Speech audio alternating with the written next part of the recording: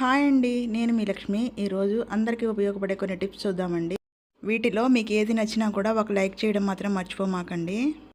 మనకి ప్రతి ఇంట్లో కూడా చేపలు అనేవి ఉంటానే ఉంటాయండి. ఎవరైనా చుట్టాలు వచ్చినా, లేదంటే మనం ఏదైనా భోజనానికి కానీ, లేదంటే కనుక మనకి కంపల్సరీ ఇంట్లో అనేవి 1-2 చేపలు అనేవి మనం ఇంట్లో పెట్టుకుంటూనే ఉంటాము. కానీ అవి ప్లాస్టిక్ అయితే కనుక మధ్యలోకి విరిగిపోతూ ఉంటాయి. ఇలాంటి సిరి చేపలు అయితే కనుక బూజులాగా ఫంగస్ లాగా ఏర్పడిపోతూ ఉంటుంది. ఈ వర్షాకాలం కానీ చలికాలం కానీ మరీ ఎక్కువగా ఉంటుంది.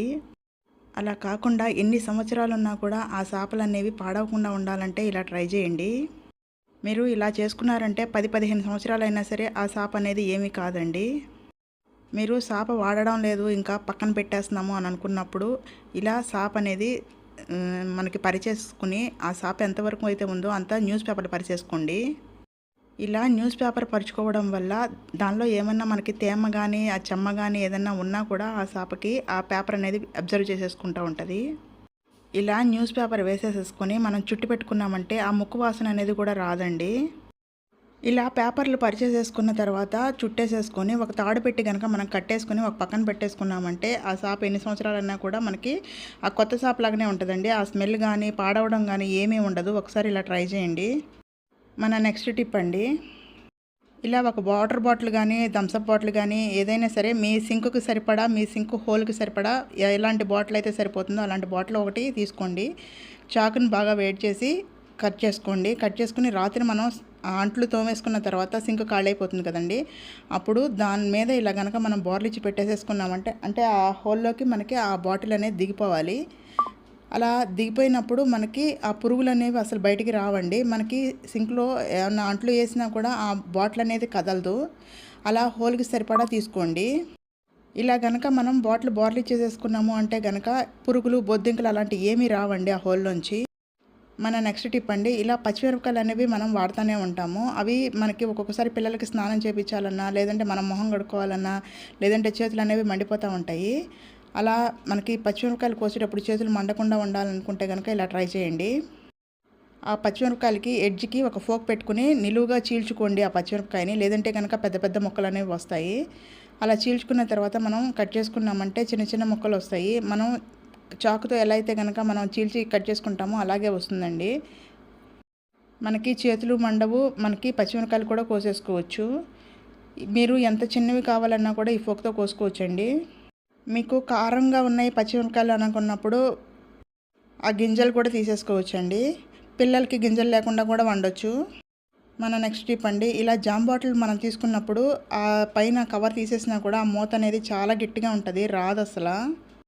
అలా టైట్గా ఉన్న గ్లాస్ బాటిల్స్ ఏదైనా సరే మూతలు రావట్లేదు అనుకున్నప్పుడు ఇలా ట్రై చేయండి. ఆ బాటిల్ క్యాప్కి ఒక రబ్బర్ బ్యాండ్ అనేది తగిలించండి. మరి కిందకి వెళ్ళిపోకూడదు, ఆ బాటిల్ మూత మీదే ఉండాలి ఆ రబ్బర్ బ్యాండ్ అనేది. అలా రబ్బర్ బ్యాండ్ వేసిన తర్వాత మనం గట్టిగా తిప్పామంటే ఆ మూత అనేది వచ్చేస్తుందండి. ఎలాంటి గ్లాస్ బాటిల్ అయినా సరే ఇలా ట్రై చేయండి. ఈ రబ్బర్ బ్యాండ్ వేసినా కూడా మనకి రావట్లేదు అని అనుకున్నప్పుడు ఒక క్లాత్ పెట్టుకోండి ఆ రబ్బర్ బ్యాండ్ పైన. ఆ క్లాత్తో మనం గట్టిగా తిప్పామంటే వచ్చేస్తుందండి. మన నెక్స్ట్ టిప్ అండి, ఇలా వెల్లుల్లిపాయలు అనేవి మనం తెచ్చుకుంటూనే ఉంటాము, అలా పెట్టేస్తూ ఉంటాము. లోపల ఫంగస్ అనేది వచ్చేస్తూ ఉంటుంది, నల్లగా బూజులాగా తయారైపోతుంది. చచ్చుపాయలు అంటారు కదండి, అలాంటివి తయారైపోతూ ఉంటాయి. అలా కాకుండా మనకి ఆ వెల్లుల్లిపాయలు అనేవి ఎప్పుడూ కూడా మనకి ఫ్రెష్గా ఉండాలి అని అనుకున్నప్పుడు ఇలా వలిచేసుకోండి మీరు తెచ్చుకున్న వెంటనే. ఇలా వలిచేసుకోవడం వల్ల ఆ పాయలు అనేవి కొంచెం ఆరుతాయండి. ఆరినప్పుడు ఆ ఫంగస్ అనేది రాదు. మనం వెల్లుల్లిపాయలు ఒలిచేసుకున్నప్పుడు ఆ పైన ఆ కాడలాగా ఉంటుంది కదండి మధ్యలో, ఆ కాడను పడేసేమాకండి. ఆ కాడ అనేది మనకి పప్పుల్లో ఆ పురుగు అనేది చేరకుండా ఉంటుంది. ఇలా మనం రవ్వలో కానీ పిండిలో కానీ పప్పుల్లో కానీ వేసి పెట్టుకున్నామంటే ఆ పురుగు అనేది రాదండి. ఈ వెల్లుల్లిపాయ రేఖలు కూడా మనకి ఆరిపోతే మనకి ఎన్నాళ్ళన్నా కూడా పాడవకుండా ఉంటాయి. మన నెక్స్ట్ టిప్ అండి, ఇలా టేప్ రోల్ అనేది మనం వాడినప్పుడు మనకి తెలియకుండానే అంటించేస్తూ ఉంటాము.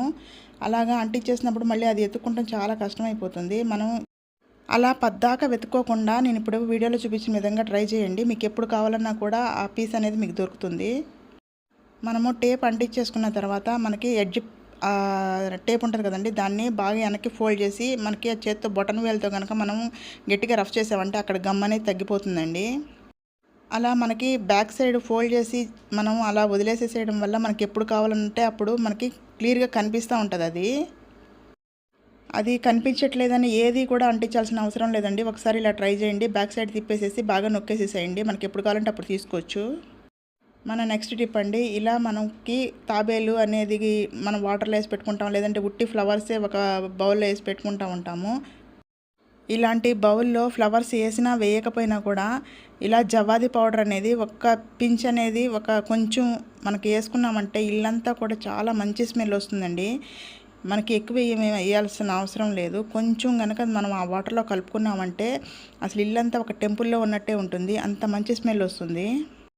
ఇది కాస్ట్ కూడా ఎక్కువేం కాదండి, 30 రూపీస్, చాలా తక్కువ. కానీ ఇల్లంతా కూడా మంచి స్మెల్ వస్తుంది. మనం టెంపుల్లో ఉంటే ఎలా అయితే మనకి ఒక వాతావరణం అనేది వస్తుందో సేమ్ మనం ఇది కలిపినప్పుడు అదే ఇదిగా ఉంటుంది.